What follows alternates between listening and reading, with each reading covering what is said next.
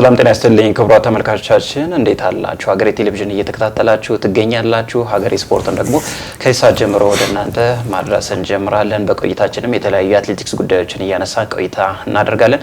እዚህ ስቱዲዮ ፕሮግራሙን እየመራው ደሳሌ ዳኛው አብሬያችሁ ቆያለሁ። የዛሬው እንግዳይ ደግሞ አትሌት የማነ ጸጋዬ ነው። የኢትዮጵያ አትሌቶች ማህበር ፕሬዝዳንት ነው። ከዛ ባሻገር ሀገሩን ወክሎ በተለያዩ እንግዲህ ውድድሮች የሀገሩን ሰንደቅ ዓላማ ከፍ አድርጎ ማንሳት ችሏል።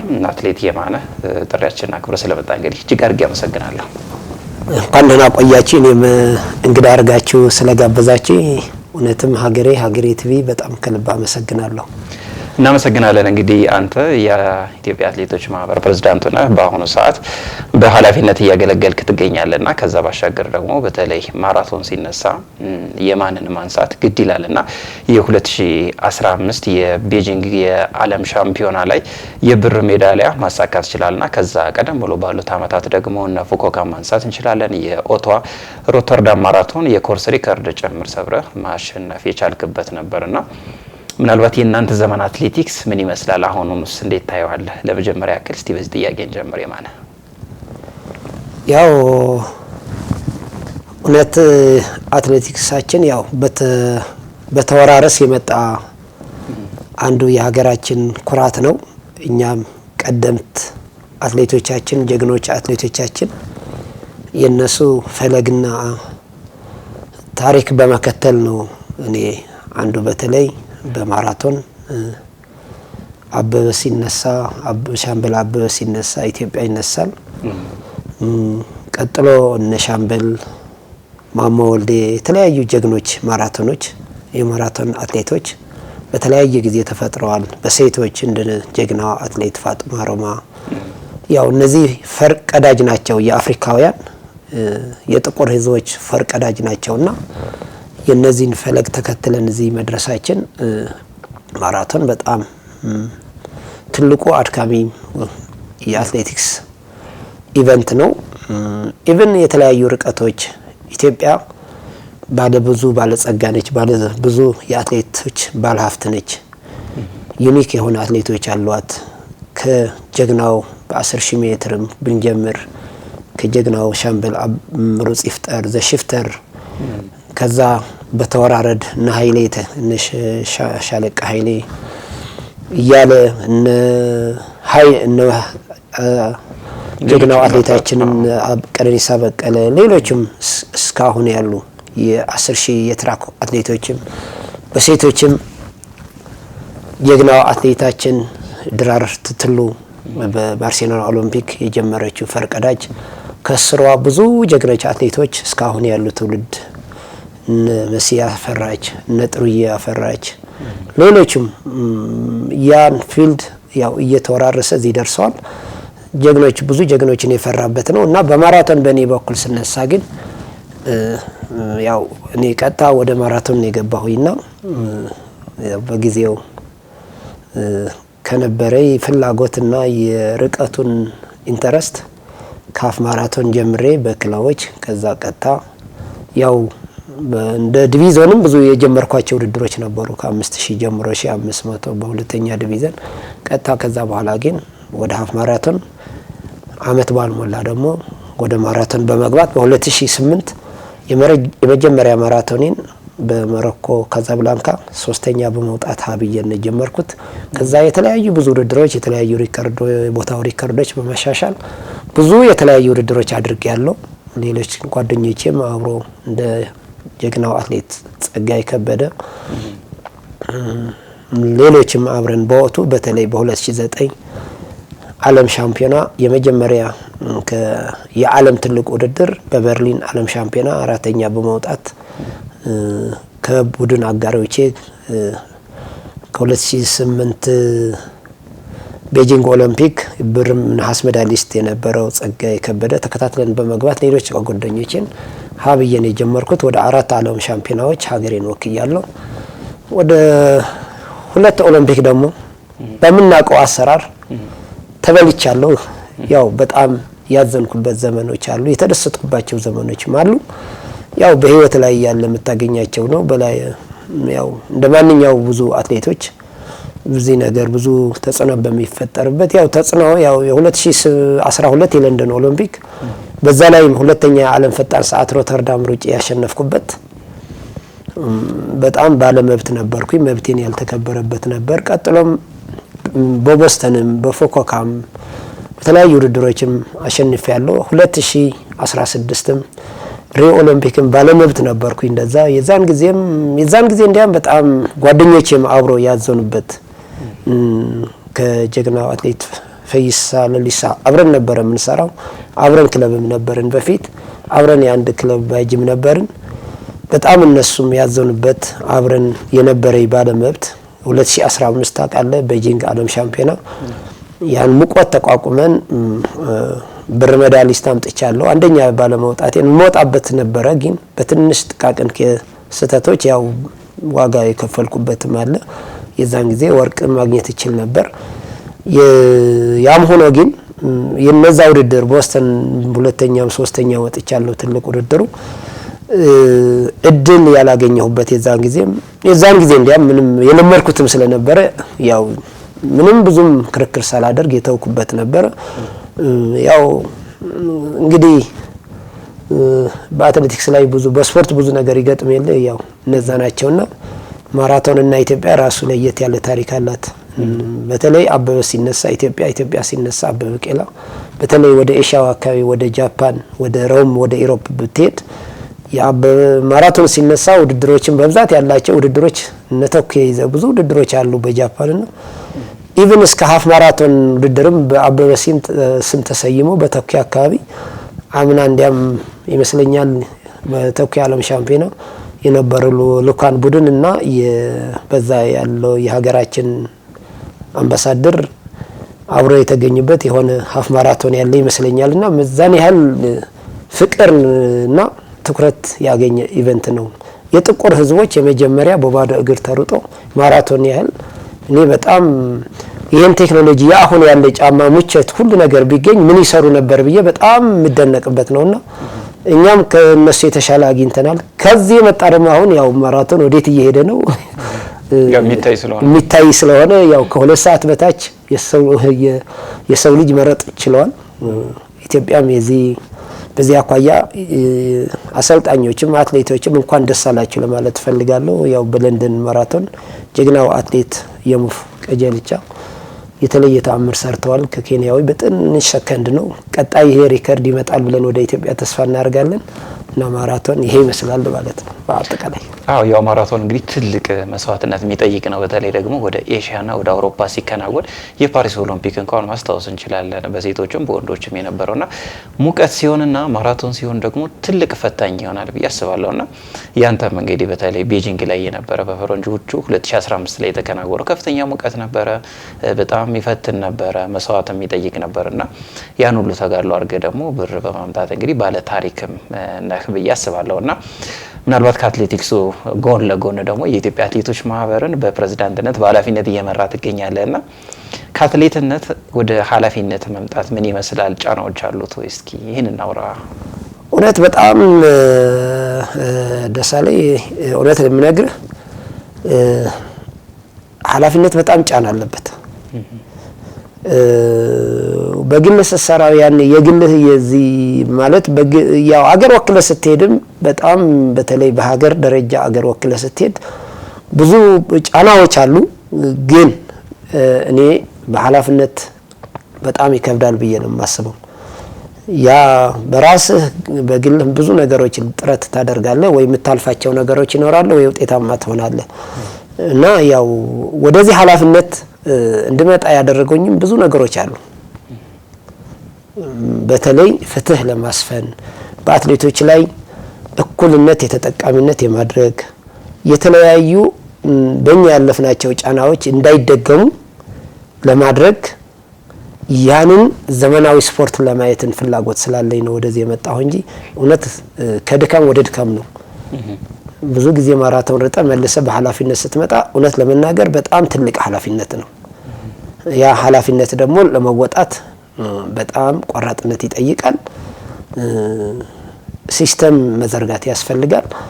ያንን ነው ወደ አትሌቶች ማህበር ከዛ በፊትም ባልገባም በደጅ ሆኜ ብዙ ታገላለሁ እኔ በተለይ በአትሌቶች የሆነ ነገር የፍትሃዊ ምናምን ሲደርሱ ፍትሃዊ እንዲኖር ከሌሎች ሀገሮችን መማር እንዳለብን ወጣቶች ላይ መስራት እንዳለብን በተለይ ወጣቶችን ብዙ ነገር ይሻሉ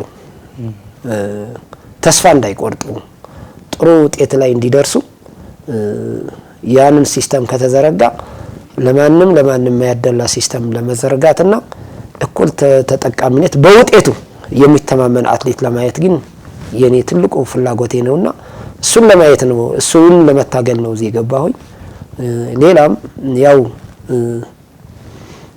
በተለይ በማዘውተሪያ በተለያዩ ነገሮችን እሱን አብሮዛ ከሚገቡ የፌዴሬሽን አመራሮች ሆነ በጋራ ስለምንሰራ ከነሱ ጋር ሆነን ሰርተን የተለየ ነገር ጥሩ የሆነ ይሄ በሌላ አገር ምሳሌ ቀደም ሲል በነ ዶክተር ወልደ መስቀል ኮስትሬ በነበረ ጊዜ የነበረ ሲስተም እሱ ወደ ኬንያ ሄደና እኛ ደግሞ የነሱ የነበረ በዛ ዘመን የነበረ የአትሌቲክስ በጣም እስከ መገዳደል የደረሱበት ወደኛ አገረሽ እና ያንን አሁን አሜሪካ ላይ ያለ እንግሊዝ ላይ ያለ ኬንያ ላይ ያለ የአትሌቲክስ መስመር የራሳችንን ክሎትና ችሎት ቢጨመርበት በጣም ትልቅ ደረጃና ውጤታማ ምን ሆነበት ዘመን ለማየት ነው የኔዛ ማህበር ላይ የገባሁበት ከዚህ በፊትም ነበርኩ በስራ አስፈጻሚ በአትሌቲክስ ማህበር ከ2007 እስከ 2011 ይመስለኛል አብረን እዛን ጊዜ እንዲያም ነው መስነት ገረመው ነፋንቱ መጌሶን ስለሺ ፕሬዚዳንት ምክትል ፕሬዚዳንት መሰረት ደፋር ማርቆስ ሌሎችም ንግርማይ ብዙ ነበርንና የቻልነውን ያህል ተታግለናል በዛ ጊዜ የተሰሩ ነገሮችም አሉ በተለይ ከአትሌቶች በማናጀሮች በአንዳንድ ነገር የሚደርስባቸው የነበረ በአንዳንድ ሁሉም ማናጀር አይደለም በጣም እናት የሆኑ ማናጀሮችም አሉ በዚህ ሀገርና በጣም ያው ሌሎች ደግሞ ያው በጣም በተለይ በክፍያ በኩል እንትን የሚያደርጉ ነበር ያን ጊዜ ስንፈታ ነበር ከቅርብ ወዲህ ደግሞ በመሃል ላይ ኮላፕስ አድርጎ በተለይ ያለፉ 6-7 አመታት ብዙ አትሌቶች የሚያለቅሱበት በምርጫ በተለያዩ ነገሮችን በማየት በፓሪስ ኦሎምፒክ የነበረ ኢፍትሃዊ የሆነ አሰራሮች እነዛን በማየት ወደዚህ ገብቼ ለአቅሜን ልሞክር እስቲ ከሌሎች ጓደኞቼ ጋር ተሞክሮዎችን ወሰድ በተለይ አትሌቲክስ ፌዴሬሽን ላይ ብዙ ያልተዘረጉ ሲስተሞች አሉ ሪፎርም ይባላል ዲዲአር ይባላል የሆነ ብዙ ነገሮች ነበርና ያን ሲስተም ያው በተለያየ ፍላጎት ካልኖረ በስተቀር ወደ መሬት ቢወርድ በጣም ቀላል ነው እና ያው አትሌቲክስ ደግሞ እንደሌላው በጣም ጫና ያለበት እንትን አይደለም እንደ እግር ኳስ ብዙ ባጀትም የሚጠይቅ አይደለም ተመስገን በጀግኖች ያለፉ ጀግኖች አትሌቶቻችን ከድሮ ጀምሮ ትልቅ ስም አለን ትልቅ ክብር አለን በሀገርም በመንግስትም በተለያየም በውጭ ስፖንሰሮችም ከዛ በላይ ግን መስራት ይቻላል ወይ አዎ መስራት ይቻላል ባሉን የጀግኖች ብዙ ፋውንዴሽኖች ኢትዮጵያ ማግኘት ትችል ነበር ኬንያዎች ይጠቀሙበታል ኬንያ ኋላ ተጀምሮና ያንን ሲስተም በጋራ ሆነን ብንሰራ ተሞክሮ ብንወስድ የሚል ነው ወደዚህ አትሌቶች ማህበር የገባሁበትና ብዙ ጫና አለ መልካም ምናልባት ወደዚህ ማህበር ስትመጣ ያው የተወሰነ አመት 2 አመት ሆናችሁ አይደል ወደ ኃላፊነት መከመጣችሁና የኢትዮጵያ አትሌቶች ማህበር ፕሬዝዳንት የኢትዮጵያ አትሌቲክስ ፌዴሬሽን ውስጥ በስራ አስፈጻሚነትም ስለሚጠቃለሉ አሁን ፌዴሬሽን ውስጥ ያለውና የአትሌቶች ማህበር ላይ ያለው አንተ መጀመሪያ ወደዚህ ኃላፊነት ከመምጣት በፊት የነበረ ፍላጎት ነበር አትሌቲክስ ላይ ያለው ችግሮችን ለመቅረፍ የነበረ ፍላጎት ነበርና ከመጣ በኋላ ግን አሰራሩ ገድቧል ወይስ በደንብ እየሰራ ነው ወይስ ያለው ሁኔታ ምንድነው ከአሰራር አንፃር እውነት ለመናገር እኛ ከመጣን ወዲህ በተለይ በጣም ብዙ የተለያዩ ኬዞች አሉ ሌላ ስራ እንዳንሰራ ያደረገን ኢቭን ዶ የኔ ጽፈት ቤታችን አትሌትም የነበረ ነው ብዙ ጊዜ የቆየ ሙልጌታ ደምሲ በተለያየ ያው እውቀቱም የአትሌቱም ህመምም ስለሚያቀው አብሮ ከኛ ጋር በጸሐፊነት እየሰራ ያለ ነው ማንኛው ለምናደርጋቸው እንቅስቃሴዎች አብረን እንደ ስራ አስፈጻሚ ከአትሌቶች የማህበር ምን ይመስላል ፕሬዚዳንት ምን ይመለከተዋል ምክትል ብሎ የሰባት የስራ አስፈጻሚዎች አሉ አብዛኞቹ እውነት ለመናገር እየሰሩ አይደለም ከ3 4 5 ሰው በስተቀር እኛም ብንሆን ግን እያሳለፍ ነው ያለ በጣም ሌላ ስራ ወይ ሌላ ነገሮች ላለ ማድረግ ላለ መንቀሳቀስ ብዙ የገደቡን ነገሮች አሉ። በጣም ብዙ አትሌቶች ይመጣሉ። በጣም ብዙ የፈታናቸው ችግሮች አሉ። በተለይ ከገንዘብ ጀምሮ በተለይ በቻይና አካባቢ ያሉ የማኔጅመንት ሲስተሞች ጀምሮ ኢቭን የቆዩ አሉ መልስ ያላገኙ ከወርልድ አትሌቲክስ ብትጽፍም ፌዴሬሽኑ ተቆራርጦ ነው የነበረ መልስም አታገኝም። ያም ነው ማናጀሮች አንዳንድ ጥያቄ የነበራቸው ማናጀሮች ነበሩ ከኢፍትሃዊ የገንዘብ አጠያየቅ እዚህ ሀገር መልስም ሲያጣ ወርልድ አትሌቲክስ በ2023 በቡዳፔስት ዓለም ሻምፒዮና ላይ ወደኔ ብሎ ወስዷቸዋል፣ ጠቅልሎ ወስዷቸዋል። ግን ከማናጀርና ከአትሌቱ በተለይ የሀገራችን ያው ኢንተርናሽናል ማናጀሮች ሌላ ሀገርም ብዙ አትሌቶች አሏቸው። እኛ ሀገር ውስጥ ያሉ የማናጀር ተወካዮች ግን ከአትሌቶቻቸው ጋር ብዙ እዚህ ጫና አላቸው ከኤምባሲ ጀምሮ ከተለያዩ ነገሮች ጀምሮና እነዛ ነገሮችን መጀመሪያ ሲስተም ካልተዘረጋ ሌላ ስራ ለመስራት እንኳን አልቻለም። እኔ ጋር ሁለት ጫና ነው ያለብኝ እውነት ለመናገር ከቤተሰብ ከልጆች ጋር እንኳን ብዙ ጊዜ እየተገናኘሁ አይደለም። በአትሌቶች ማህበር ሌላ ስራ አለ፣ በፌዴሬሽን ሌላ ስራ አለ። ግን አሁን እስቲ ከወርልድ አትሌቲክስ ጋር አሁን ጥሩ ግንኙነቶች አሉ። ያንን አስረድተናቸዋል። እዚህ የመጣ ጊዜ ሚስተር ፔሪስ ኦላንጎ እዚህ ጉብኝት በሚያደርጉበት ጊዜ ያሉን ኬዞችን ከዚህ በፊት እውነት ለመናገር ጥሩ የሆነ ኮሚኒኬሽን ጥሩ የሆነ ግንኙነት አልነበረም ፌዴሬሽኑ። ለዛም ነው ወርልድ አትሌቲክስ መልስ ሲያጡ ነው ማኔጅመንት ባቀረቡት ማናጀሮች ጥያቄ የተወሰኑ ማናጀሮች ሁሉ ክፍያም አገልግሎትም ወደዛ እንዲሄድ ሆነና ከዛ በኋላ ያሉ ፍትህ ለማግኘት በአትሌቶች ላይ መሀል ላይ አትሌቶችም ጥፋት ሊኖር ይችላል፣ ማናጀሮችም አሰልጣኞችም ጥፋት ሊኖር ይችላል። ያን አጣጥሞ ለመሄድ እንኳን አመቺ ሆነ አይደለም ያለ አሁን።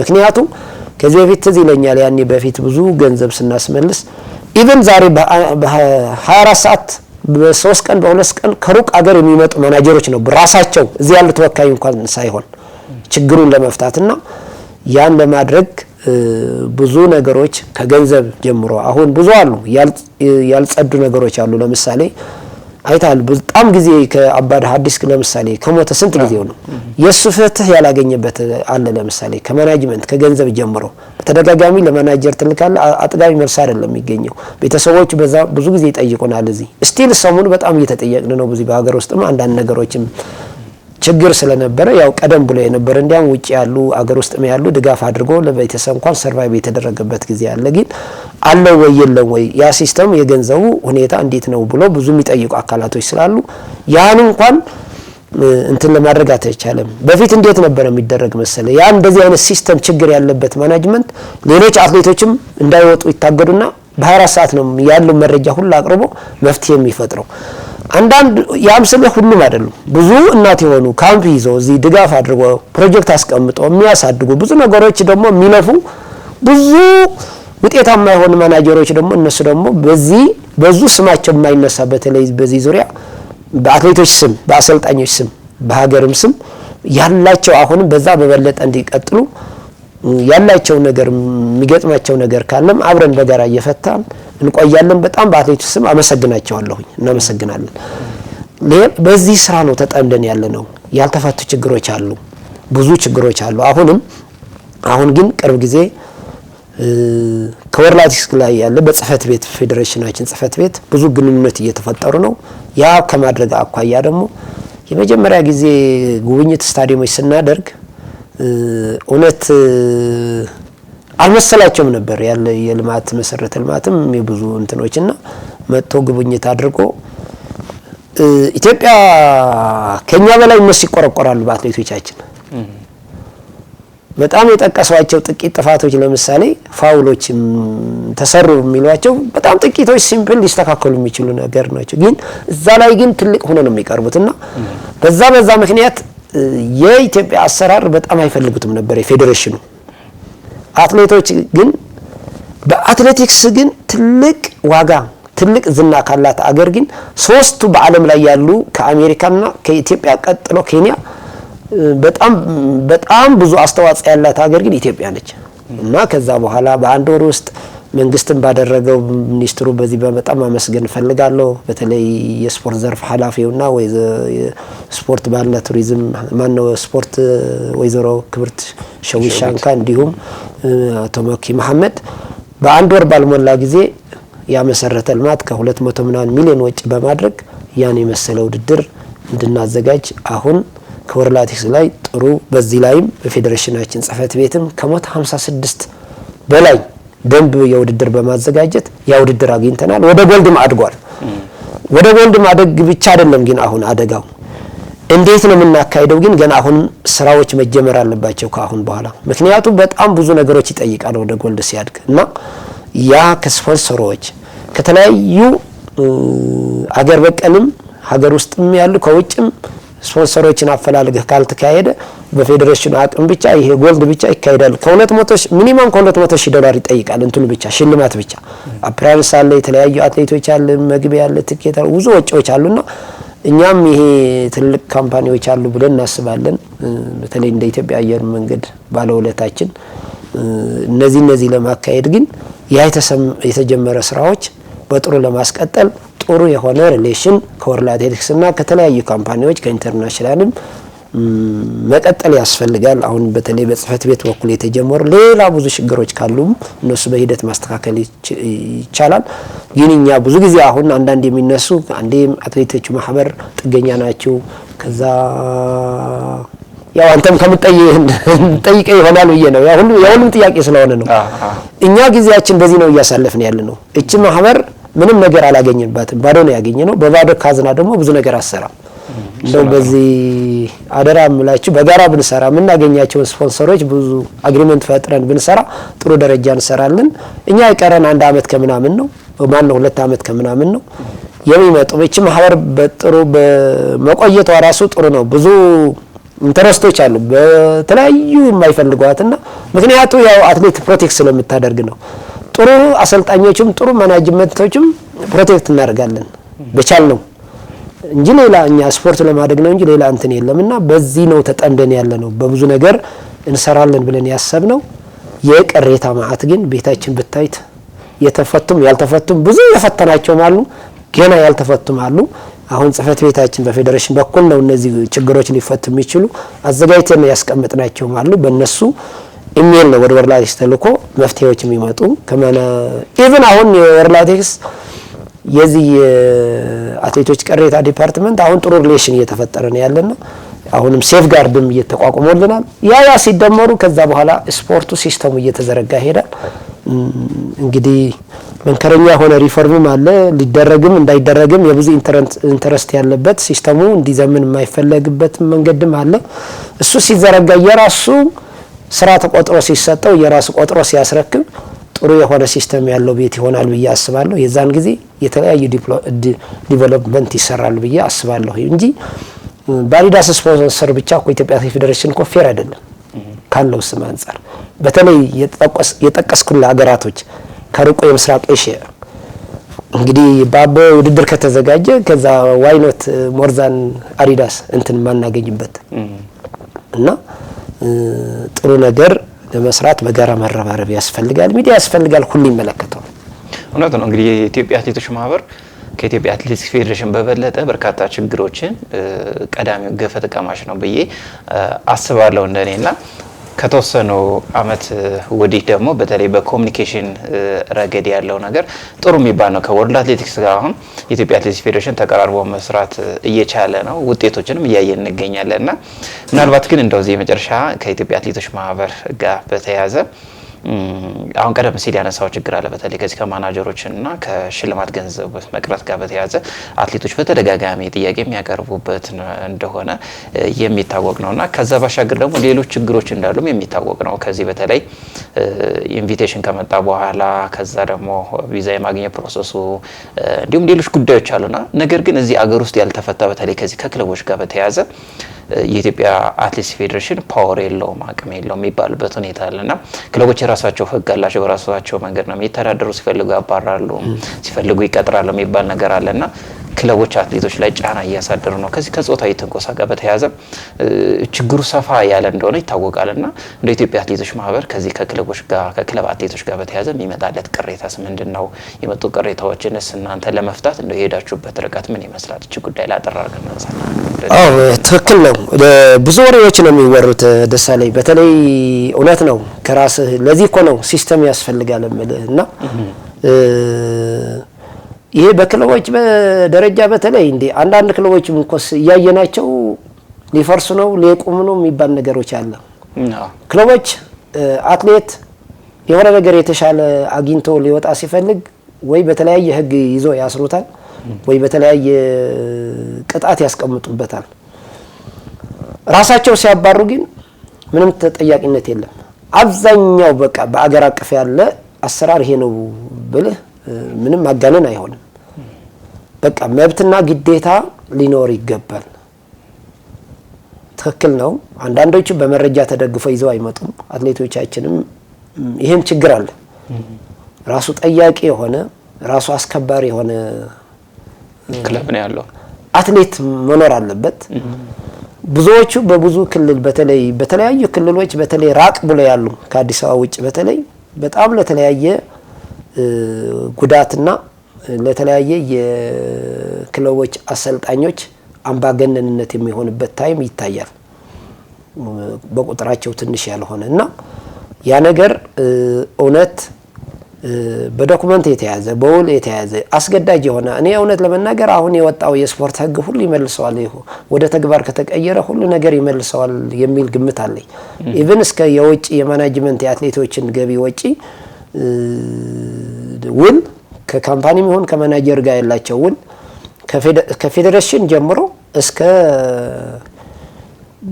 ኮፒ ግልባጭ ወይም እስከ ባህልና ቱሪዝም ስፖርት ዘርፍ አካባቢ የሚቀመጥበት ያለበት ሁኔታዎች የሚመቻች ይመስለኛል። ምክንያቱም ለብዙ ነገሮችን እየተጋለጠ ስለሆነ መካካድ አለ ወይ ሪል የሆነ የኮንትራት ውል አይጻፍም። ኢቭን እኔ በዚህ በጣም ባለስልጣን ናቸው ባለመብት ናቸው ባለ ማድረግ የሚችላሉ ብዬ የማስባቸው ከዛ ከዘለለ ወደኛ መምጣት አለበት የክልል ፌዴሬሽኖች ናቸው። የክልል አትሌቲክስ ፌዴሬሽን ይሄ ነገር ውልና ደንብ ህግ የአንድ አትሌት የአንድ አሰልጣኝ እጃቸው ላይ ዳታ ማስቀመጥ አለባቸው። ደንቡ መያዝ መቻል አለባቸው።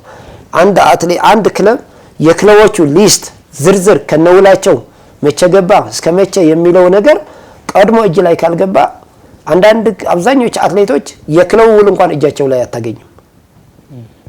ኢቭን ውጤታማ የሆኑበት ደሞዝ የሚቆምባቸው የሚቀነሱበት በተለያየ ነገር አለመግባባቶች ሲኖሩ በዛ ላይ ለመፍታት የምትቸገርበት ሁኔታዎች አሉና ይሄ ከኢትዮጵያ አትሌቲክስ ፌዴሬሽን ይልቅ የክልሎች አትሌቲክስ ፌዴሬሽን ስራቸው ምን ይመስላል? እውነት በየ4 አመት እየመጡ ድምጽ መስጠትና እንትን መሆን የለበትም። የአትሌቶች ብቻ ችግር ሲያወሩ ብቻ ነው የምሰማቸው።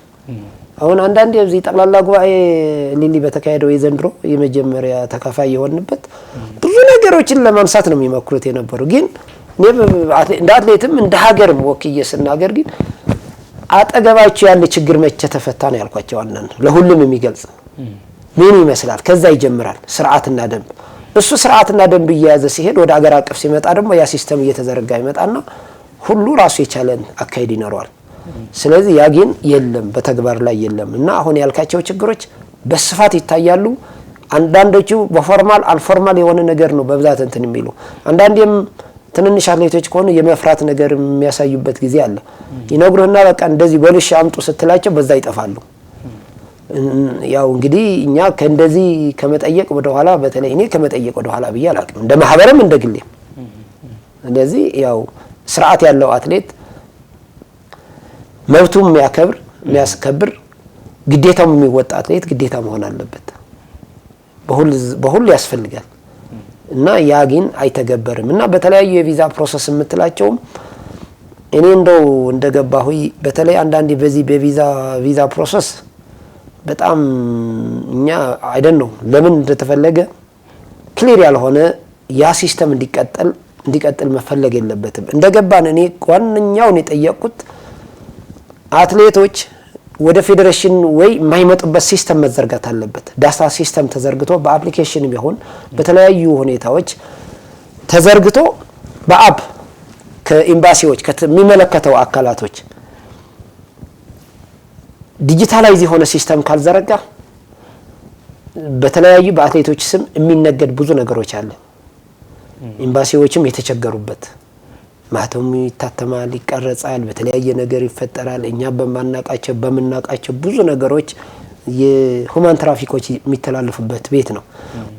ከዚህ አኳያ ጠንከር ያለ ኤምባሲዎች ደግሞ ጠንከር ያለ አንዳንዴም ብዙ የለፋ አትሌት 2-3 ወር ለፍቶ በተለይ በማራቶን ለውድድር በሚዘጋጅበት ቪዛ የሚከለከልበት ብዙ ነገሮችን ይገጥማል እና ያ ደግሞ ከምን የመጣ ነው ብትለይ ታማኝነትን ካለማግኘት የተነሳ ነውና ያ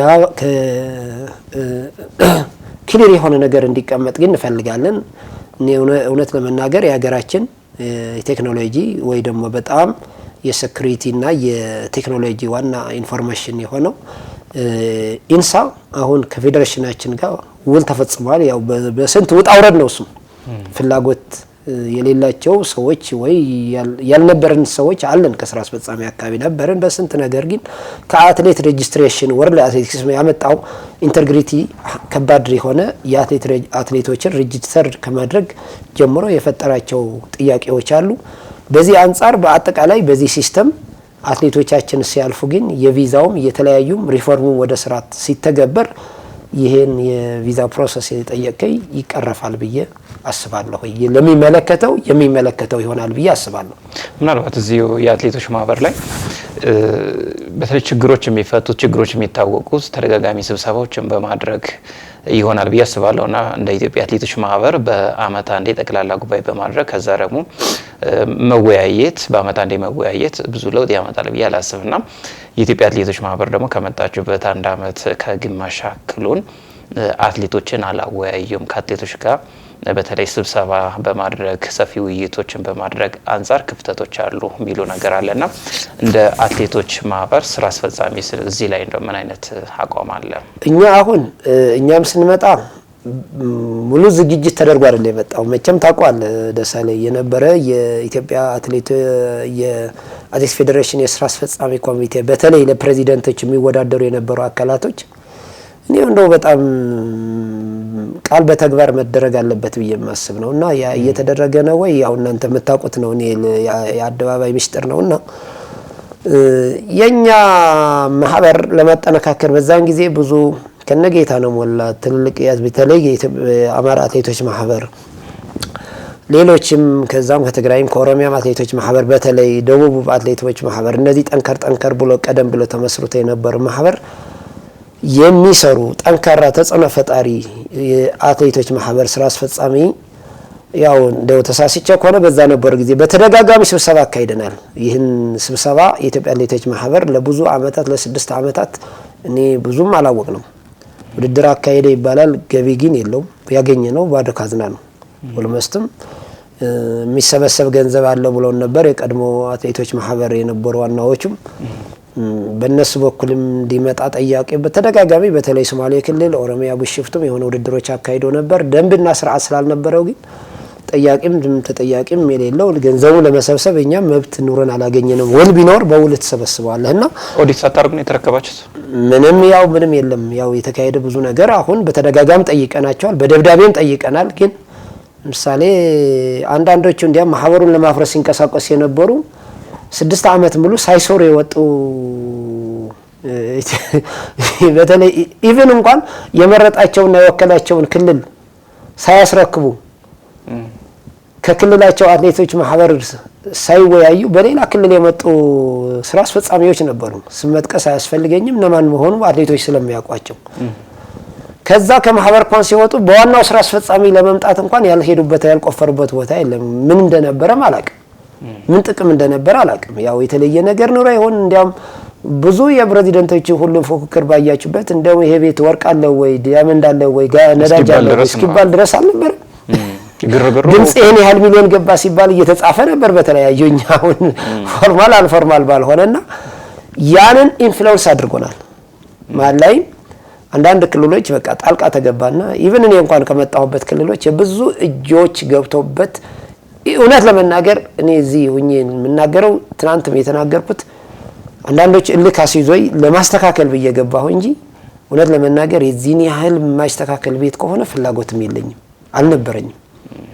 የአትሌቶችን የሚደርስባቸው እኔ የደረሰብኝ ተጽዕኖ እነሱን እንትን ለማድረግ ነው የገባውና የዛን ያህል በቃ ማተጠብቃቸው ሰዎች እኛን ላትመርጡ ነው ይገሌን ልትመርጡ ነው። እንዲያውም እኔና አትሌት ቤላኔሽ ኦልጂራ እንዲያውም መጨረሻም ተሰበሰብን እንጂ ድምጽ ማራጮችም አልነበርንም። ማነው ድምጽ ሰጪም አልነበርንም። የመረጡት የቀድሞ ማርቆስና መሰለች ናቸውና ከዚህ በኋላ የሚዘጋ ስልክ የለም፣ ለሚዲያ የሚዘጋ የለም። ብዙ ነገሮች ይባላሉ። ሰሞኑን እንኳን ብዙ የፌዴሬሽኖቹና አመራር ስልክ አያነሱ ምናምንና እያሉ ብዙ ወደኛ ይደውል ብዙ ቪዲዮዎች ነበሩና ወደ አትሌቶች ማህበር እንደ ስራ አስፈጻሚ ይመለከተናልና በዛን ጊዜ የገባችሁት ቃል የት አለ ብላችሁ ጠይቁን ያልኩኝና ያንን ኢትዮጵያ አትሌቶች ማህበር በተለይ ኦሮሚያ አካባቢ ኢትዮጵያ ኦሮሚያ ጠንካራ አትሌት ማህበር ምን እንደተፈጠረ አትሌቶችን ያውቁታል። ያን ጉዳይ እንዲህ ጠንካራ የሆኑ ሰዎች ተጽዕኖ የሚፈጥሩ አትሌቶች እንዲመጡ አልሆኑልንም። ለዚህም አሁን እንኳን ጥቂት ሰዎች ነው እየሰራን ያለ ነው። እንሰበሰባለን፣ ውሳኔዎች እናስተላልፋለን። ወደ ስራ አስፈጻሚ ይዘናቸው ምን ቀርብ እንደ አትሌቶች ማህበር ይዘን ቀርባለን። እንደ አትሌቶችም እንደ ስራ አስፈጻሚ ደግሞ እዛ ሆነን ምን ማጎታቸው ምን ስማማቸው አሉና ያንን ተቻችለን በኢኮኖሚም በገንዘብ ምንም አልነበረም። በአመት አይደለም እኔ እንጃ በሁለት አመትም አቅም ያለው ማህበር ሆኖ አላገኘ ነው ምንም ነገር ቅድም ጠቅሼልሃለሁ። ያን ሁሉ ረሮ ሳትፈታ ገንዘብ ለመሰብሰብ ምንም ለውጥ አይመጣም። ከመሰረቱ አትሌቶች የኔ ቤት ነው ፍትህ ያገኘሁበት ቤት ነው ብሎ ትክክለኛ የሆነ ነገር ገንዘብማ በአትሌትም በተለያየ በግል እኮ አለው እኮ ከትልቁ እንዲያም በገንዘብ ማደግና መድረስ ያለበት ዋናው ፌዴሬሽኑ አቅም ያለው ነው። ያ አቅም እኮ በማን ነው እንዴ ያለው? እኔ እኮ አንዳንድ አትሌቶች ጥገኞች ናቸው በምን ናቸው ይባላል። ህንጻው በማን ነው የመጣው? ሀብቱ በማን ነው የመጣው? በአትሌት አይደል? አትሌቶቻችን ወይ አትሌቶች ውጤታማ ባንሆን ስፖንሰር በሚሊዮን ዶላር ይገኛል እንዴ? በሚሊዮን የሚተመን ትጥቅ ይገኛል እንዴ? ጥገኛ ሌላ ሊሆን ይችላል እንጂ በተለይ አትሌቶች አካባቢ ጥገኛ የለም። ጥገኛ የሀሳብ ፍትህ ነው መራመድ ያለበት። ያ ደግሞ ከዚህ በኋላ እናያለን። እኛ ስብሰባው ለማካሄድ አንዳንድ ክልሎች ትክክለኛ ማህበር እንዲያቋቁሙ እንፈልጋለን። ግን እንዲያቋቁሙ የማይፈልጉ አካላቶች አሉ። ምክንያቱም በተወካይ ላክና ድምጽ ላይ ገለስጥ የሚባልበት ነገሮች አለ። ያንን እኔ አሁንም አደራ ምለው ለባለሙያዎች ለአትሌቶች በክልል ያላቋቋሙ ክልል አትሌቶች ማህበር ጠንካራ ማህበር እንዲያቋቁሙ በጃን ሜዳም በተለያዩ በፌዴሬሽናቸውም ደብዳቤም ኢሜልም ልከናል። ያልተደራጀ ማህበር ያው እንደ አሰልጣኝ ማህበር ብዙ ጣውረድ ሲታማ ነበር አይደለም። እንደዛ እንዳይሆንና የሚገባቸው የሚሰሩ አትሌቶች የሚመጥን አትሌቶች ለማግኘት ፍላጎት ስላለን ነው እንጂ ስብሰባ አካይደህ መበተን ምንም ችግር የለው። ግን የባሰ ከባድ ኢሹዎች አሉ። ግን መጥቶ ጥያቄ ጠይቆ የቻልነው ያልቻልነው ግን ምላሽ ሳያገኝ የሄደ አትሌት የለም። ያልቻልነው ደግሞ ከፌዴሬሽን ጋር ሆነን አሁን በመልህ በተለይ በትልቁ የለፉበትን ባለ የገንዘብ አከፋፈል በተለይ ቻይና አካባቢ የማይካሄዱ ውድድሮች አካላቶች ብዙ ነገሮችን ለማድረግ እየጣርን ነው። ላይሰንስ አላቸው ወይ የላቸው? እንዲያም አንድ አትሌት ችግሩ ፈታንና ከተፈታ በኋላ ደግሞ ያልሆነ ገንዘብ ቆረጠባት ቻይና አካባቢ እስከ አባ ገዳ ይዞ መጡና እዚህ ላለ ተወካይ ለማውቀስ ያለው ሁሉ ነገር ይዘን ከተለያዩ ሰዎች ጋር ሆነን እየፈታን ነው። ከዚህ በኋላ ግን በተለይ ቻይና አካባቢ ላይሰንሳቸው ከወርላቲስ ጋር ያልተያዘ ከወርላቲስ ጋር ያለ ችግር የለውም ቀን ይረዝማል እንጂ እናገኘዋለን፣ የትም አያመልጥም፣ መፍትሄ ይመጣል። ወይ ላይሰንሱ ወርላቲስ ከማስረጃ ጋር ይቀማልናል ወይንም ችግር የለውም። እና ያን ነው ያለው ተጽዕኖ እንጂ ከባጀት አንፃር ካልሆነ አንዳንዴ እንደው ደግሞ እኔ ከኪሴን የምከፍልበት ታይም አለ። ሙልጌታ ፌዴሬሽን 100 ሺህ የሚወረጉርልን ምን ልትሆን ነው? 100 ሺህ እኮ ዛሬ ስንት አመት ነው? እኛ 100 ሺህ ነው እንዴ አትሌቶች 100 ሺህ ነው እንዴ ከሚቀርበው ቅሬታ አንፃር እናንተ የምትሄዱበት መንገድ አለ ችግሩን ለማፍታትና ከዛ አንፃር ያው በጀት በተለያየ ጠይቀናል። ደሳሌ በተለያየ ጊዜ ጠይቀናል። ፕሬዚዳንቱም እንዲቀርብ ደርገናል። በጽህፈት ቤትም በተለያየ ጊዜ በጀት እንዲተሻሻሽልን ያው አትሌቶች አሰልጣኝ ማህበር እንደዛ አይነት ጠይቀዋል። ዳኛ ማህበር እንደዛ ጠይቀዋልና አሁን እንግዲህ በአዲስ በጀት ምን እንደሚደረግ እንጠብቃለን።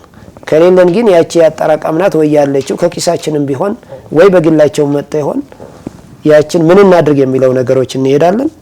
እንደው አብረን በጋራ ብንሰራ ደግሞ እንደው ብታግዙን ስፖንሰሮችን የምናፈላልግበት የሆነ ነገር ለመስራት ገንዘብ ያስፈልጋል።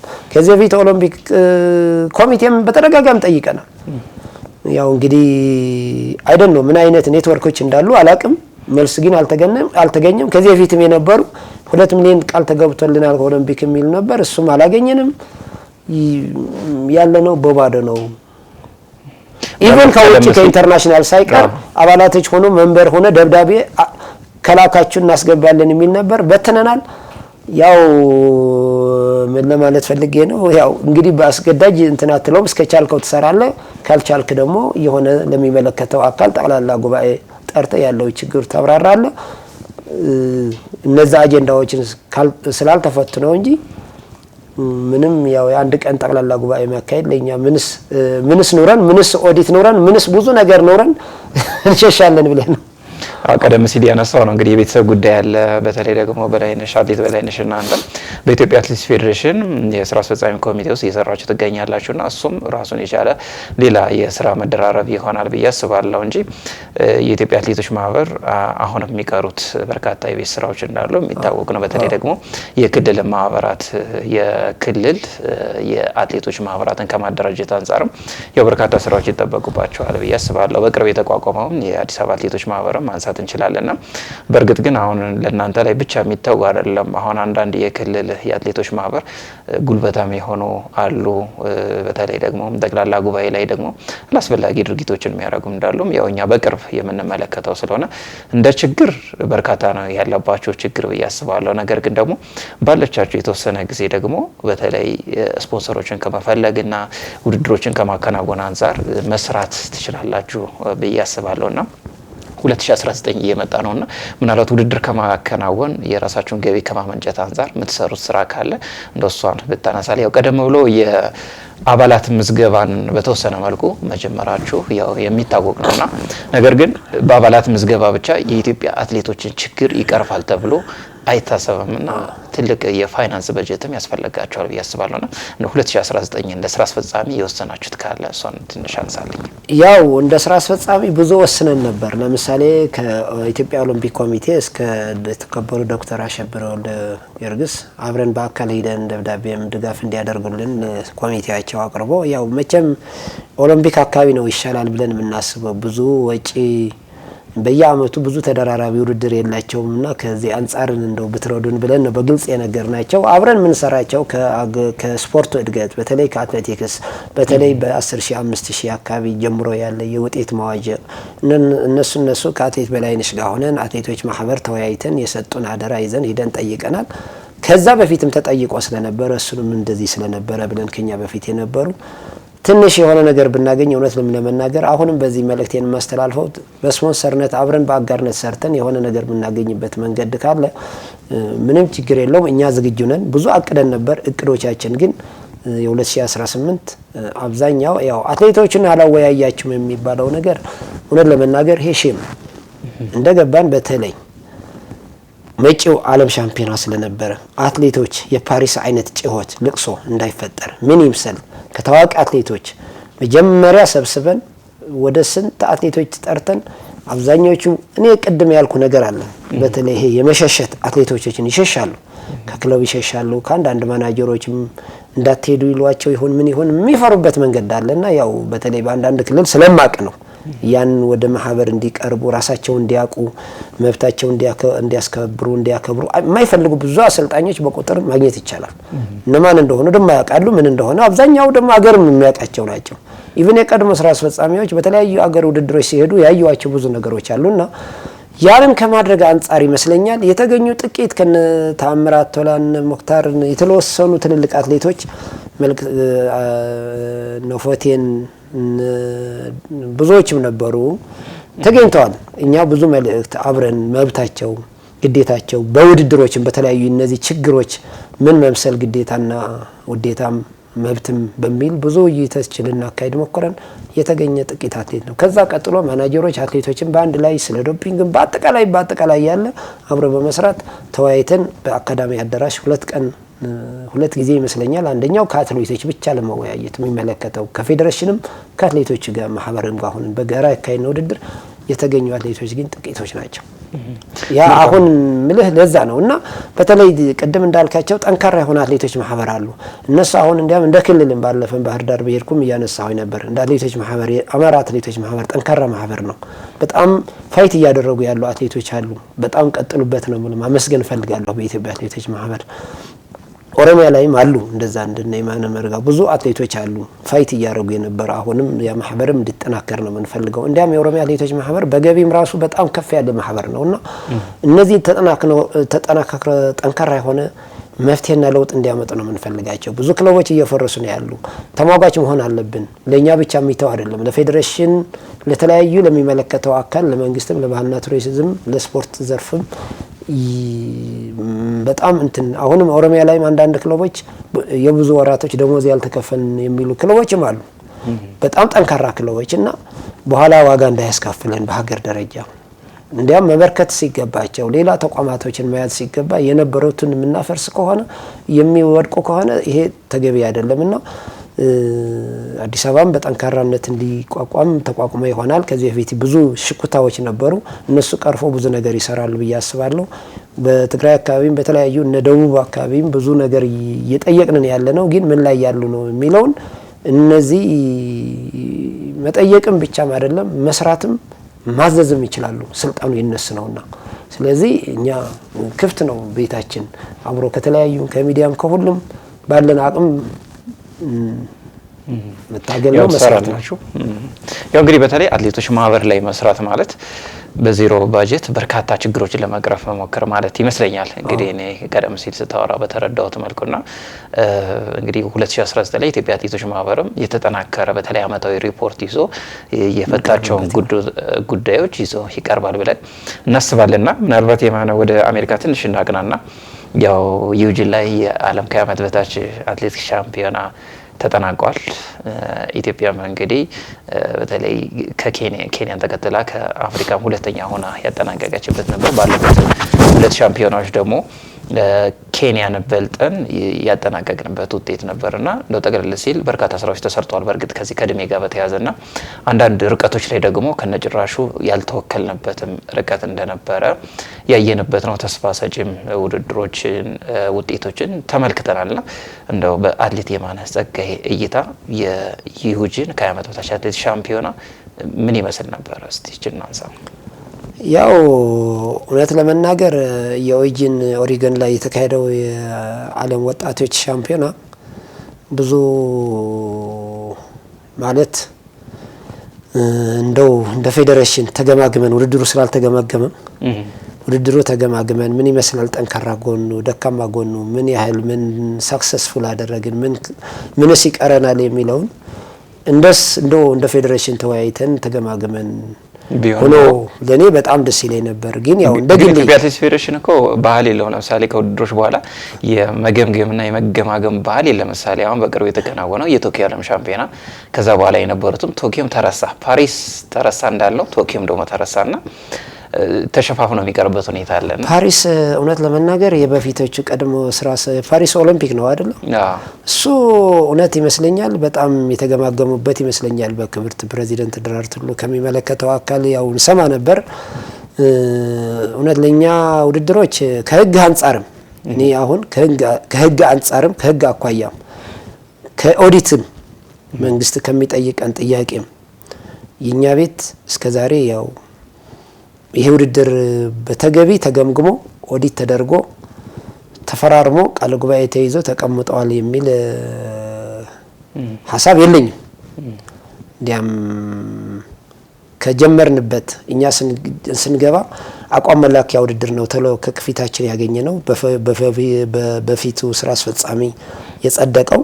ያም ቢሆን ግን እነሱ ያጸደቁትን ምን ተተገበረ ምን አለ ከባጀቱ እስከምን ሁሉን ድረስ መገምገም የግድ ነው።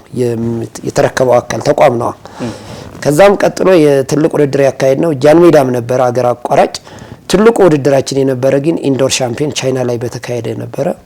እሱንም ምንም ያየነው ነገር የለም። ያው በተለይ በእናቴ ጽጌ ድጉማ ብዙ ሲጮህበት የነበረ ሚዲያ ላይ ምናምን ያው ዝም ብሎ የመሸፋፈን እንትኖችም ነበሩ። ማን ያ ነገር ዋለው የሚለው ነገር እዛ አካባቢ በጣም አንድ የተገመገመ ነገር የለም።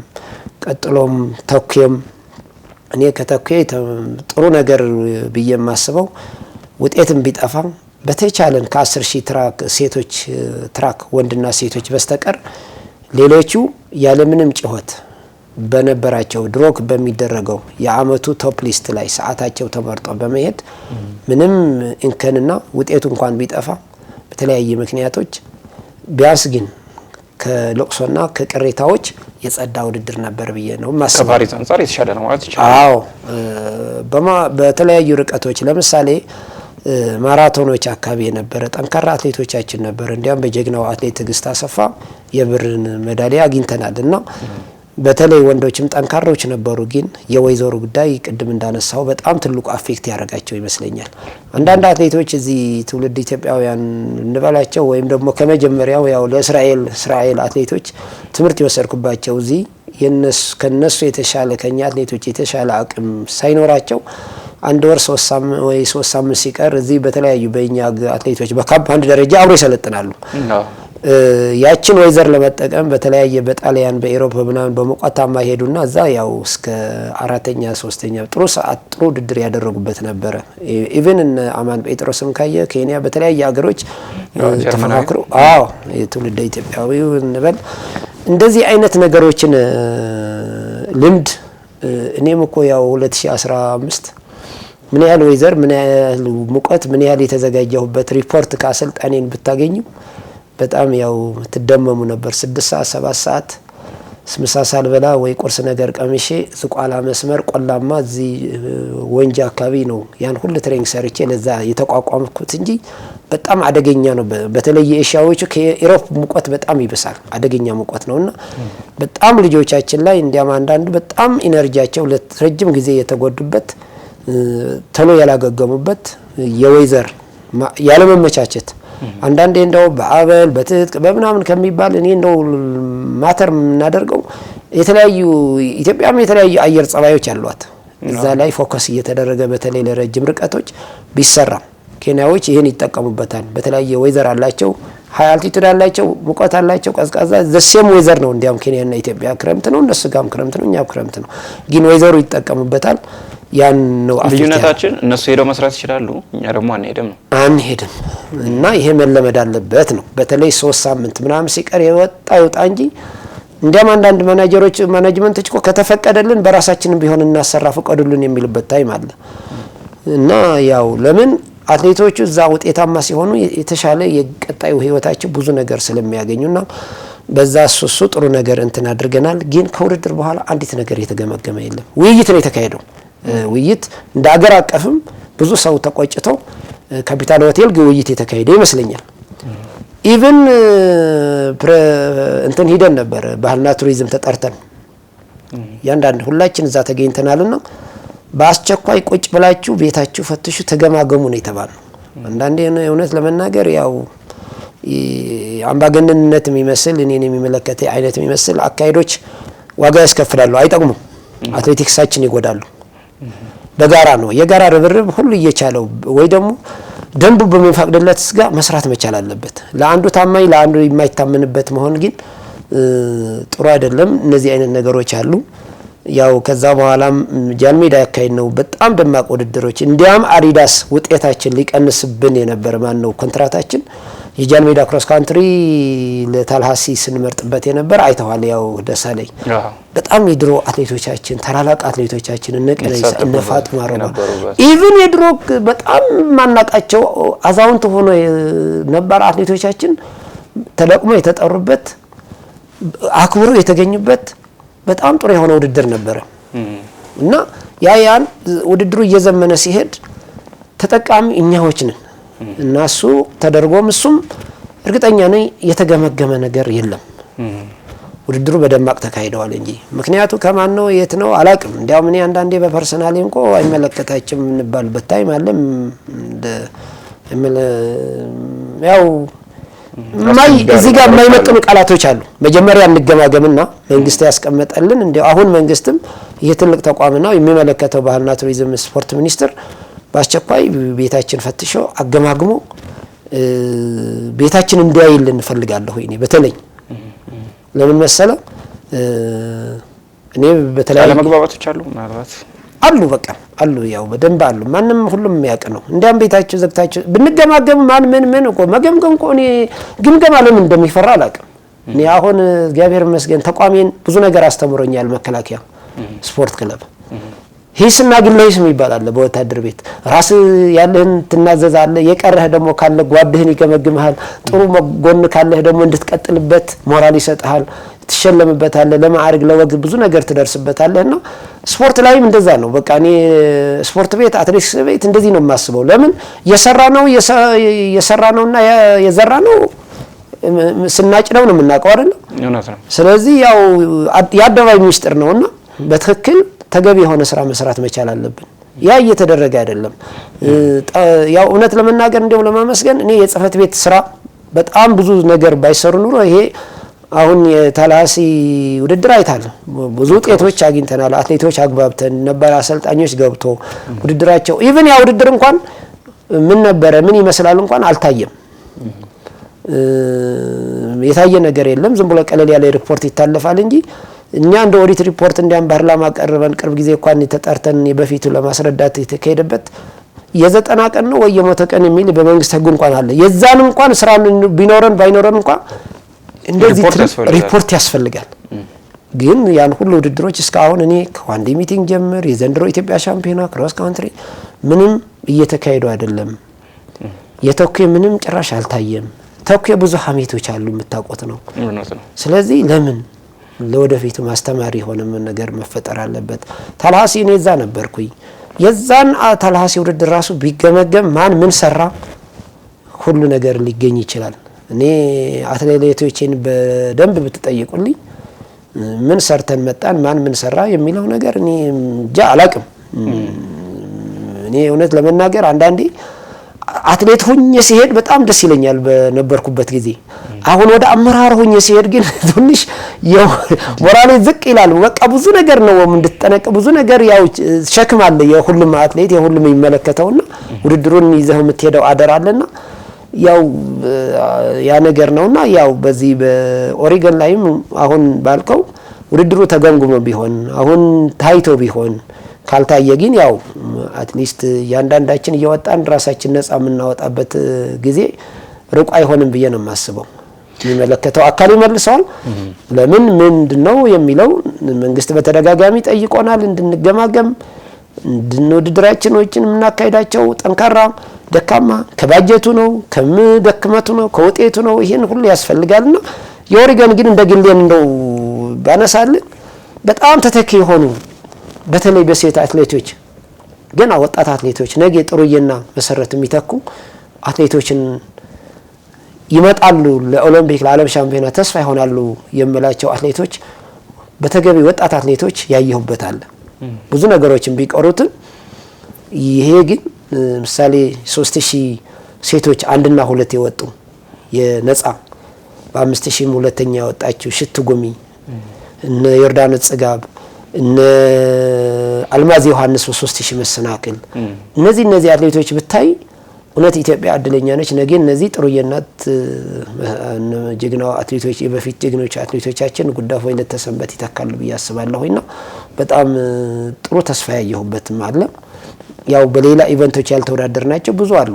ኢቭን ይሄን ሁሉ እንደው በጣም ትልቁ ምስጋና ያለኝ እውነት እነዚህ ሁሉም አትሌቶቹ ቪዛ አግኝቶ መሄድ እንደ አታላሲ እኮ አንድ አትሌት ብቻ ይዘን ይሄን ነው አለ በወጣት በሴት እኮ ዘጊ ጠፍተ ነው 1 2 4 ነው ምናምን ወጥቶ በተከታተለ ወጥቶ የ6 ኪሎ ሜትር ዘጊ በማጣት ወርቁ ጠፍቷል። ምክንያቱም በቪዛ ምክንያት ማለት ነውና በተለይ ተገቢ እድሜ ላይ ገና አሁንም በደንብ ሀሜቶች አሉ። እነዚህ ሀሜቶች መጽዳት አለባቸው። ምንድናቸው የት ጋር ተከሰቱ ከፌዴሬሽን ጋር አይተን ምን ገጠመ።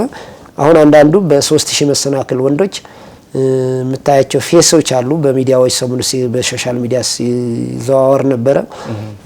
እነሱ አካባቢ ምንድነው የተከሰተው የሚለውን እውነት ነው ወይ ዝም ብሎ የሚዲያ ወሬ ነው ወይ ታማኝነቱ ምን ያህል ነው ወይ እነሱ እንደሱ አይነት በአካል ምታያቸው ነገሮች አሉ። ለምን አልተሳተፈን የሚለውን ብዙ ነገሮችን ማየት ያስፈልጋል። እውነት ለመናገር ብዙ ምርመራ ስናካሂድ አንዳንድ ኢቨንቶች ባዶ የሄዱበት ምክንያት ከ1 እስከ 5 ወይ በቃ በምርመራው ወድቋል ከሆነ ከዛ በኋላ ያለ ጊዜ የጠፋበት ሁኔታም ነበረ ለማግኘት መልሰህ ሂደህ አስመርምረህ ሊስት ለማስገባት። ግን በጽህፈት ቤት በኩል በጣም ብዙ ስራ ተሰርቶ ወንድ ሳናስይዝበት እኔ ታልሃሲ ስንሄድ የታንዛኒያ አትሌቶች ነበሩ እነ ጋብርኤል ጋይ ምናምን እነዚህ ከ3 ያላቸው ያው አትሌት ብዙ ነገር ተወራ የለ እዛን ቡድን መሪ ሆኖ የመጡበት ምክንያት ነበረ ማለት በወንድ አስይዘው ነው የመጡት እስከ አትሌቶቹ እስከ ቡድን መሪዎችና ያን ሁሉ 15000 ከማስያዝ ቪዛ ያላቸው ወይ በተለያየ ቀድሞ ቪዛ የነበራቸው ሰዎች መጥተው የነበረ አትሌቶች አብረን እንትን ስንል ነበር በጥቂት አትሌቶችና ለኛም አፌክት ፈጥሮብናል። ግን እዚህ ላይ እውነት ለመናገር ያለ ቦንድ ያለ ምንም ብዙ ነገር ከጽህፈት ቤት በስተቀር ሌላው ሁሉ የሄደው አካል ቪዛ የነበረው እንደነመሲ እንደነቶሌራ ካልሆነ በስተቀር ሌሎቹ በውጣ ውረድ በጽህፈት ቤት በኩል ኮሙኒኬት በማድረግ ያለ ቪዛ ሄደዋል። እነዛ ጥሩ የሆኑ ጠንካራ የሆኑ አትሌቶች ደግሞ እድላቸው ዓለም ላይ አሳይተዋል።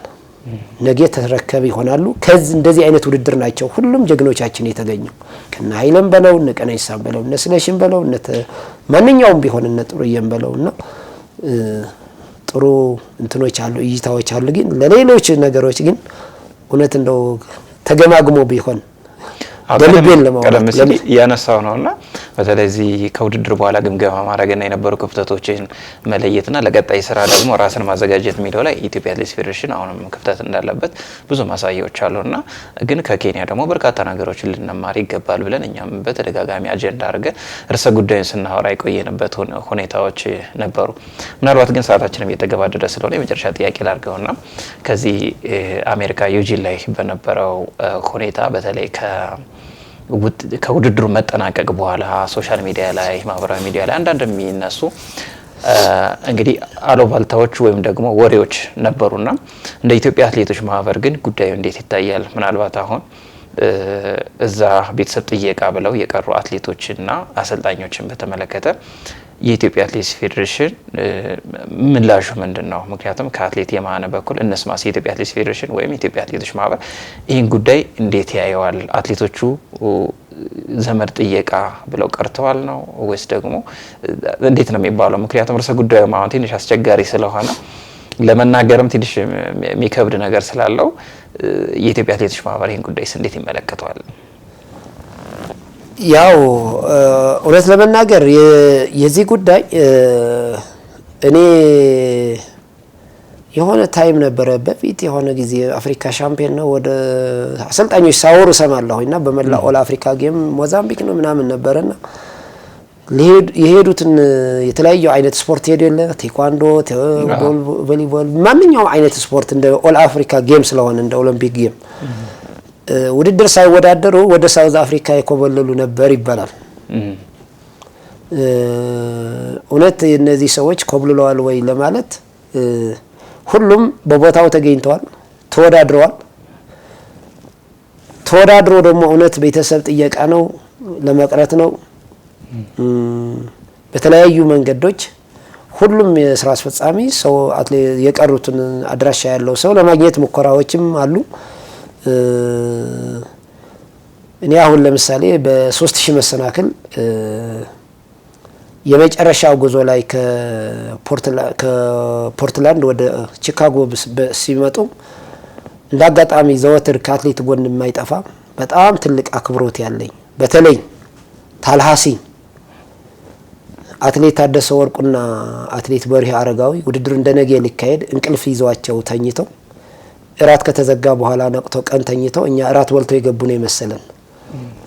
ሌሊት ደውለ ረሃብ አለቀን እራት አልፎናል ብሎ ያው ሌላ መለከታው አካል ዝም ሲል እሱን ይዤ ከተማ ለከተማ ስንዞር ለነሱ የሚስማማ ምግብ ፈልገን በገንዘው በጉልበቱ በመኪናው ተከራይተው ከአትሌቲክስ ጎን ሁሉ የማይጠፋ የተለየ ፍቅር ነው ያለው። አትሌቶች ከኔ በላይ አትሌቶቹ የሚያገኙ በተለይ የትራክ አትሌቶች ኦሪጎን የሚሮጥ አትሌቶች በተለይ የዓለም ሻምፒዮና የሚሮጥ አትሌቶች ሊመሰክሩ ይችላሉ። አሁንም እዚህ ላይ ውድድር ላይ በጣም ትልቅ አስተዋጽኦ ሲያደርግ ነበር።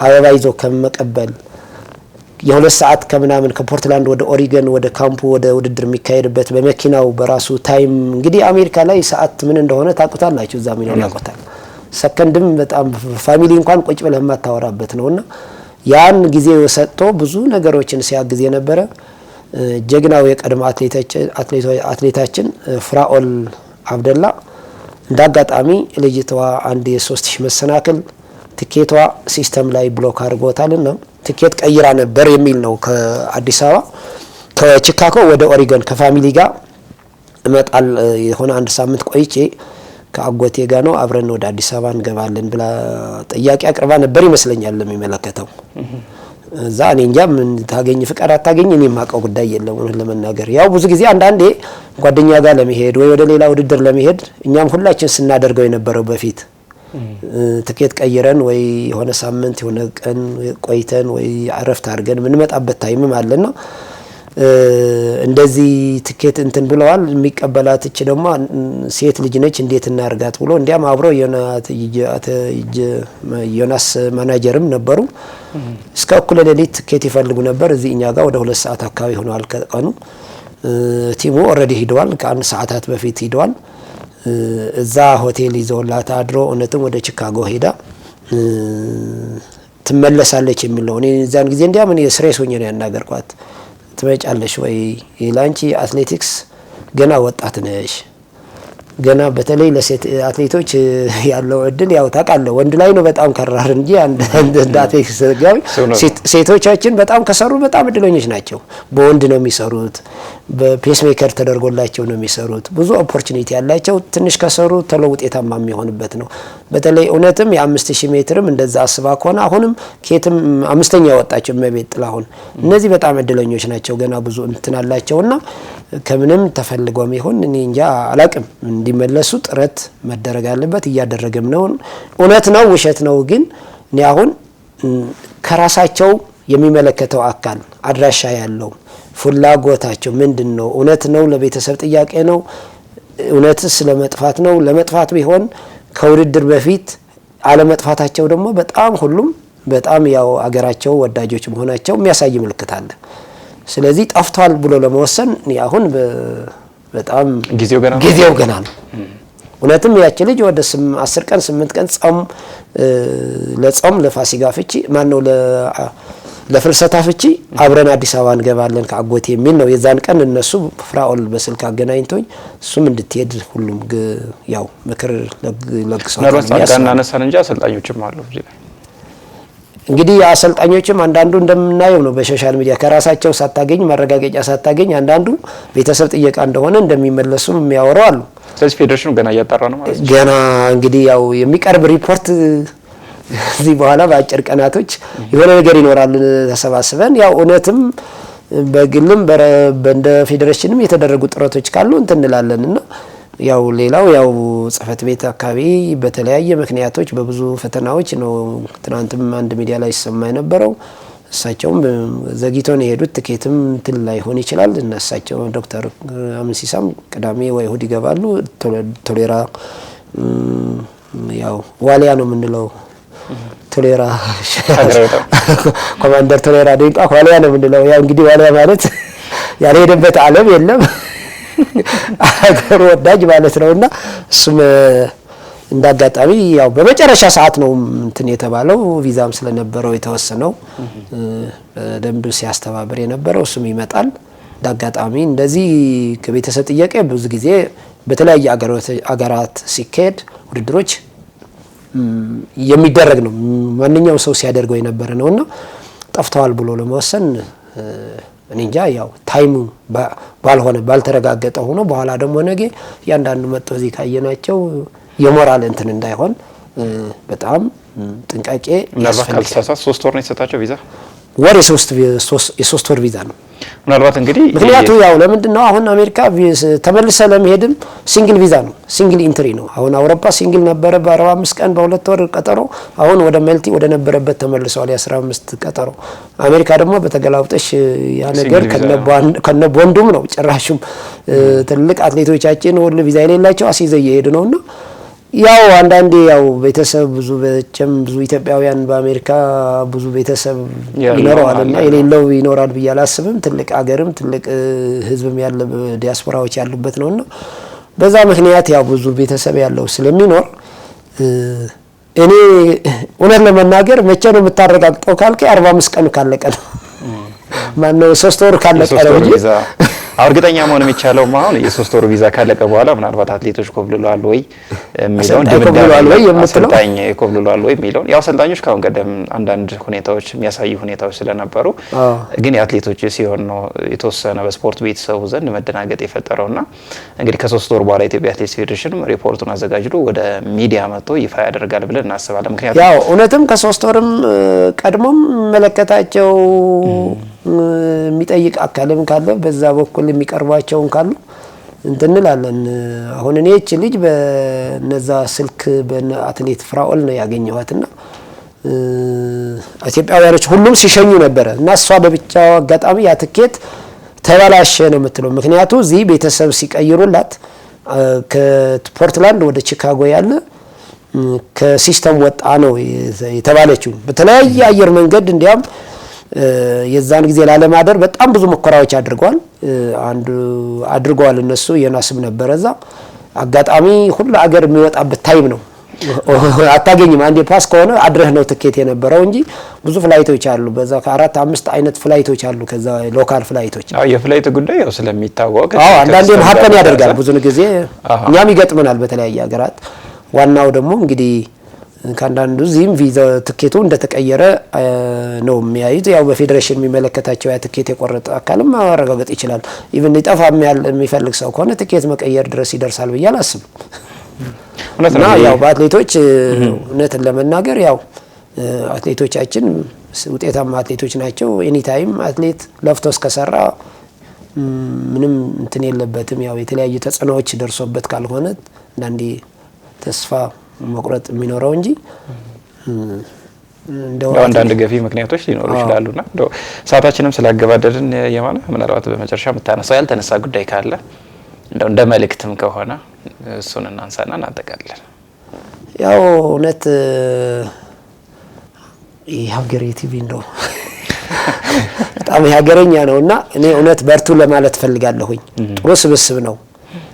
በቃ ጥሩ የአትሌቲክሳችን የሚመለከተን የስፖርት ቤታችን እድገታችን የግድ ለአንድ ለተሰጠው አካል ብቻ ወይ ለሚመራው አካል ብቻ ባይሆንና የሁሌ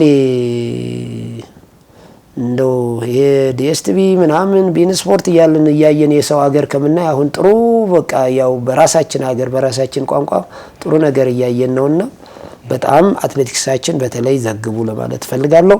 ቀጥሎ ሁሉም በአሁን ሰዓት በተለይ እግር ኳስ አካባቢ በጣም ብዙ ባይመለከተኝም ሁላችን የኢትዮጵያ እግር ኳስም የኛ ነው እና በተለይ ከአንዳንድ አገሮች ተሞክሮ ከነ ኬፕ ቨርድ ተሞክሮ ቢወሰድና እግር ኳስ በጣም ድሮም አፍቃሪም ስለነበርኩኝ እኔ ያው አትሌቲክስ የጀመርኩት የሮናልዶ ምንድነው ቁንጮ ያደረገው ታውቃለህ? አሁን ወፍሮን ያክለዋልና የሱን ማሊያ የሱ ቁጥር አድርጌ ነበር አትሌቲክስ የጀመርኩት ሂልተን እና መስቀል አደባባይና ያው ይሄንን በአጠቃላይ በሁሉ የስፖርት ዘርፍ ጥሩ ትንታኔ እንደምታደርጉ ጥሩ ዘገባ እንደምትሰሩ ትልቅ ደረጃ እንደምትደርሱ ለሁሉ ያለ ማዳላት ያለው ችግር ነቅላችሁ በማውጣት ሁላችን ጋር ያለው እንደዚሁ ጠንካራ የሆነ የሃርድ ቶክ የሆነ ሀገረኛ መምሰል አለበት እንድትመስሉ አደራ ለማለት ፈልጋለሁኝ።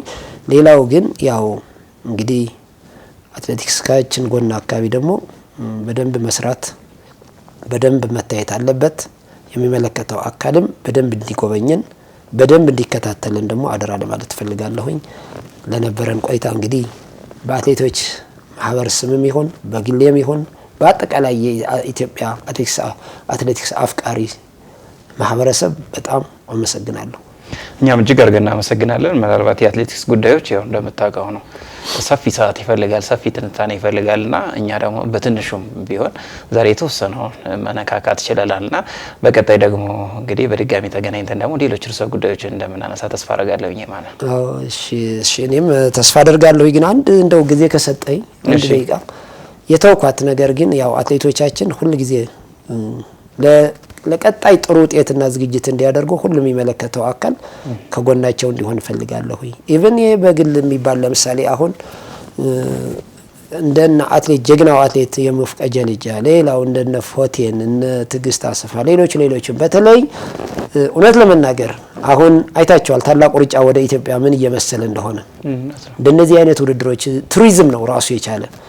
በተለይ ከተማ መስተዳድሮች የሚመለከተው አካል ይሄን እድል ብንጠቀምበት አደራ ለማለት ፈልጋለሁ። በግል የሚካሄድ ነው ውድድር የሚባል ነገር የለም።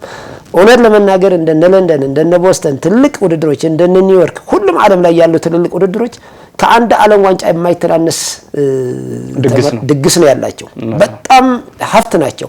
በጣም የአገርህን ገጽታም ታስተዋውቅባቸው ናቸው። አሁን ቺካጎ ማራቶን ስፖንሰር የሆነ ባንክ ኦፍ አሜሪካ ኢትዮጵያ ገብቷል አይደለ? ዶላር ይዘው እውነት ነው። ስለዚህ እንደነዚህ አይነት ውድድሮች ለማየት ሌሎችም የተሻሉ ነገሮች ለመፍጠር በሁሉም ዘርፍ ጠንክሮ መስራት በአሁን ሰዓት ስፖርት ሁሉም አይነት ስፖርት በሚፈልገው ኢንካም ነው። በቃ ቱሪዝም ነው። እንግሊዝ እንዴት ነው የምትጠቀምበት? ፕሪሚየር ሊግ እንዴት ነው የስፔን ላሊጋ? እነዚህ ሁሉ ሀብት አመንጭ ስለሆኑ በጣም ወጣትም የማይሆን ቦታ እንዳይውል በአእምሮ የነቃ በስፖርት የነቃ በተለያዩ በሁሉ በሚያፈቅረው ስለሆነ ትኩረት ብንሰጣቸው አትሌቶቻችን እንደነዚህ አሁን እኔ በጣም ማዝንበት የምናደድበት አንዳንዴ ለግላቸው የሚባል ነገር አለ። ያው ቅድም አልስችላለሁ በወይዘር በተለያዩ መምህደራ ጭቅጭቅ ናቸው እንጂ እንዴ ከግል ይልቅ እኮ የአገር ወክለህም እኮ የምታገኘው ኩራትና ክብር እኮ በጣም ትልቅ ነው። ግን የግል የሚባልም የለም። አሁን ሁሉ አምና ዳይመንድ ሊግ ላይ ሳንከለክላቸው አትሌቶች እኮ ወርልድ አትሌቲክስ ማን ያዘዛችሁ ብሎ እኮ ከቶኪዮ ጫራ ነበረ። ስለዚህ እነዚህ ከሁለት በታች ርጦ የመጡ ኬንያ ቺፕቾጌ ላይ ስንት ነው ተለፍቶበት ስንት ነገር ነው የተደረገበት ላልተመዘገበ ሰዓት ለዛው ወደ አይ ቲንክ 27 ሚሊዮን ዶላር በጀት ተደርጎበታል ነው የሚባለው አንደርቱ ለመሮጥ የሰው ልጅ ለሙከራና የኛ ግን ያለምንም እንትን ሳያደርጉ እንደ ጀግናው አትሌት ሙፍ ላይ አሰልጣኞቻቸው ሌሎችም የሚመለከተው ሁሉ ነገ ኦሎምፒክ የተሻለ ሎስ አንጀለስ ተስፋ ምን ያላቸው ስለሆነ በቅርብ ጊዜ ደግሞ ጥሩ ውጤት እያየን ያለ በሌላ በማራቶን ድሮ በፊት ሲታማ ነበር። አሁን ወርቆች እየተደጋጋሚ እየመጡበት ያለ በኦሎምፒክም በዓለም ሻምፒዮናው እነዚህ ክብር ብንሰጣቸው ሪኮግናይዝ ቢሰጣቸው እንዲሰጣቸው ሁሉ እዛም ባንዲራ የኢትዮጵያ ባንዲራ መዝሙር ተዘምሮ ነው የሚሰቀለው ከአንድና ሶስት ስትወጣ። ለዛው ነው የኬንያ መንግስት እስከ ሽልማት በቋሚ ያስቀምጠው ብዙ ነገር እውቅና የሰጠውና እዚህ ላይም የሚመለከተው ሁሉ እንደዛ ብናደርግ ለሁሉም እና በማለት ፈልጌ ነው። ያው የረሳኋት ነገር ስለነበረች ነው። በጣም አመሰግናለሁ ለሰጣይ እድል። እኛም እጅግ አድርገን እናመሰግናለን። ያው በቀጣይ ደግሞ በተለይ አትሌቶቹ ላይ በርካታ ነገሮች መሰራት ይገባቸዋል ብለን እናስባለንና በተለይ ኬንያ ላይ ምን እየተሰራ ነው ከዚህ ከሚዲያ ጋር ራስን ከመሸጥ ጋር በተያያዘ አትሌቶችስ እንደው ምን ላይ መሰራት አለበት ከሴፍ ጋርዲንግ እና ሌሎች ጉዳዮች ጋር በተያያዘ ስልጠናዎች እንደው ያስፈልጋሉ ተብሎ ይታሰባልና እኔን ርዕሰ ጉዳዮች ደግሞ በሌላ ጊዜ ካንተ ጋርም ቢሆን ቆይታ እናደርጋለንና ለአሁኑ እጅግ አድርጌ አመሰግናለሁ። ይማናል እኔም አመሰግናለሁ። የተከበራችሁ ተመልካቾቻችን ከሌተናል ኮሎኔል የማነ ጸጋዬ ጋር ያደረግነው ቆይታ የተከታተላችሁትን ይመስል ነበር። ሀገሬ ስፖርት በዚህ ተጠናቋል። ሀገሬ ቴሌቪዥን ይቀጥላል። ጤና ይስጥልኝ።